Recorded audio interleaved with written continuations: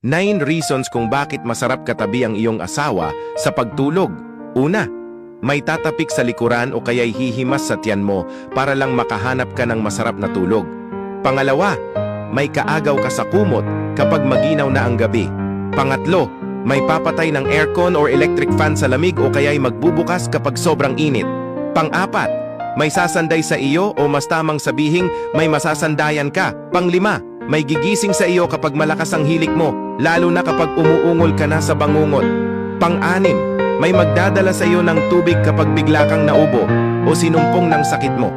Pang-pito, may masasabihan ka ng kwento ng buhay mo sa maghapon kahit minsan ay nakakatulugan ka niya. Pang-walo, may mangangalabit sa iyo ng 3:00 ng madaling araw.